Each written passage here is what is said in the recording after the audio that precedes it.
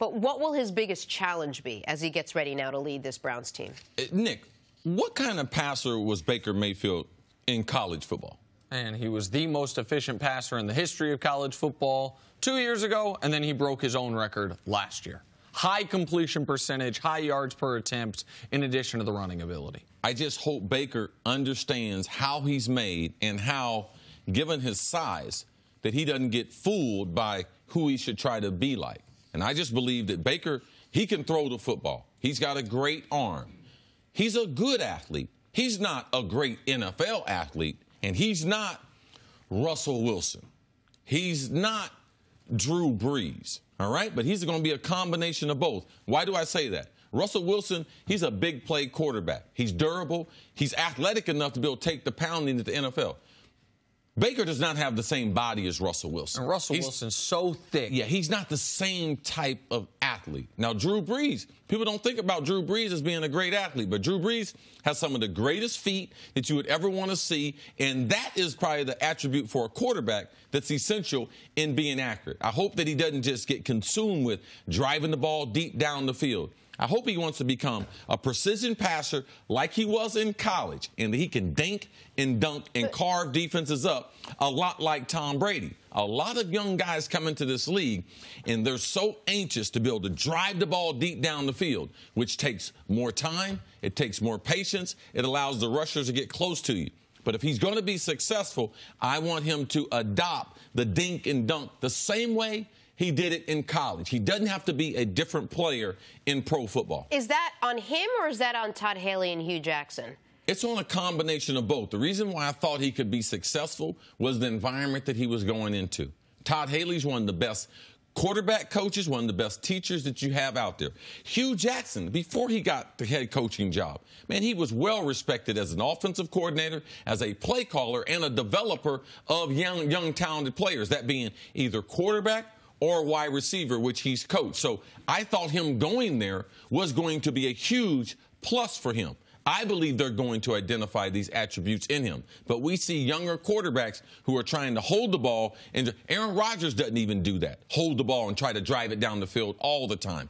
You have to be a precision, surgeon-like quarterback. And I heard Trent Dilford on The Herd yesterday talking to Colin about it, really the conflict that young quarterbacks are under. Do I want to be a big play quarterback, or do I want to be a surgeon with a PhD in quarterbacking? And so my biggest concern typically with young quarterbacks, particularly young quarterbacks that have super high-level collegiate success, is how are they going to handle adversity? How are they going to handle their first awful game?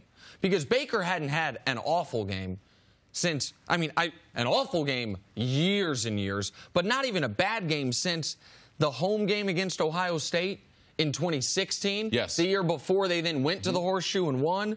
Maybe the college football semifinal against Clemson in 2015. He didn't have many bad games in college. That's the way you set those efficiency marks. He didn't have that bad game in college, but what he did have was that bad experience as a pro that you and I talked about. Coming off the... Where he said he wasn't ready. Well, so I believe that he played at a high level early in the preseason, and when he came back, he didn't reach that level again. So I think that adversity would be some of the things that we would looking for. I wouldn't just disregard his struggle because he's been such a high achiever. Even that struggle in the preseason, I believe, got his attention. Well, and not only that, the reason that the dealing with adversity, I think, will be easier for him than your typical first-round pick is his story is so different. Oh, yeah.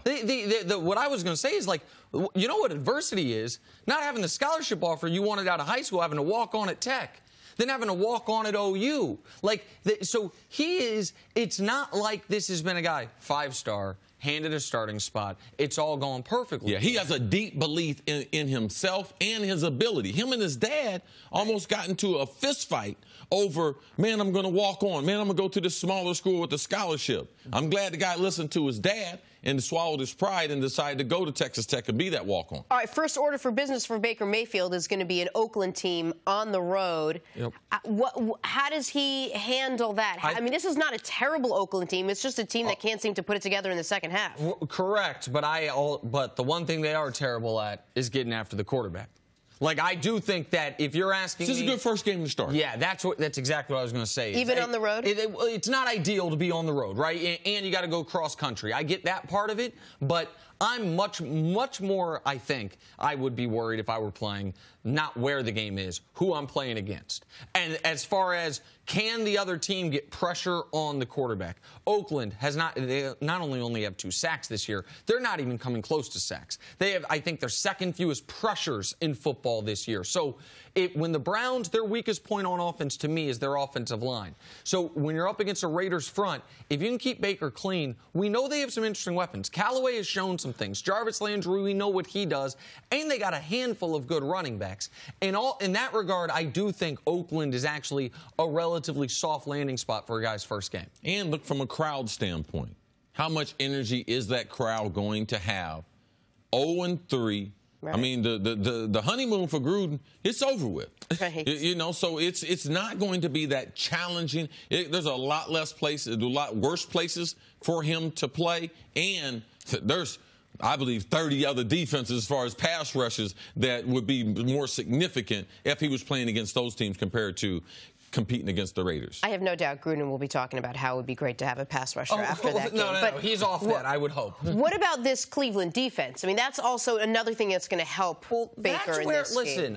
This is why I think the Browns are going to continue to be in this conversation all year long. Like, we're going to talk about the Jets all year long, but purely from the prism of Sam Darnold. Is Sam Darnold progressing in the right direction? Does he look like the right pick? Should the Giants, that's all the Jets discussion's going to be about the quarterback. I don't think that's the case for the Browns. I think there's going to be just days we talk Myles Garrett. Is he already one of the premier pass rushers in football? Denzel Ward. Do they have the defensive rookie of the year? Is this a bit of a comeback story for the defensive coordinator, Greg Williams, who obviously had the scandal in New Orleans? Like, I like the Browns roster. You can say, how can you like a roster that went 0-16? This roster didn't go 0-16. They had more roster turnover this year than almost any team in football. Like, it's a lot of new guys, and one of the benefits to being as bad for as long as they have been is you do have some blue chip level talent that they have coming back this year. Nick, what's the line for that game? Man, Oakland's only a 2.5-point favorite. Okay, so last week's game against the Jets, right? Yes. The Browns were a favorite the first time in years. Just even having that type of momentum, Baker coming in, rescuing, getting the first win. We saw the celebration. I like the fact that they didn't play on Sunday. Because I believe the way those players celebrated, getting that monkey off their back, it takes a few days. So I believe in this elongated week, I believe it's going to help out Baker as he prepares, because he's not going to have that much time getting ready for his other starts. I believe they take advantage of that time. Man, I believe they celebrated for a couple days. They watched some real NFL football this weekend, and Baker will be ready for his first start in Oakland. And when you bring up the line, you get 3 points just for being at home. Right? So, like, if the two teams are dead even, the home team's going to be favored by usually about 3. We talked about it's the first time in years the Browns were favored in any game. This, I don't have it in front of me, but I would bet a lot of money. This is the first time in as many years that the Browns were a less than 3-point favorite in a road game. But that means, as Vegas says, the Browns are better than Oakland. Yeah. Okay. That Oakland's got a little bit of a benefit because the Browns got to travel, but the Browns are better than Oakland. And so, listen, I think they can get above 500 this week with a win in Oakland. These are the kind of weeks where you wish Hard Knocks went deep into the season a little bit more. I know I'm a little bit obsessed with Hard Knocks. Not going to lie. Much. Still think about it. You love it so much. Thanks for watching. Subscribe here to get the latest from the show. Also, be sure to check out more of the best clips from First Things First, or go watch a few segments from our other shows on FS1.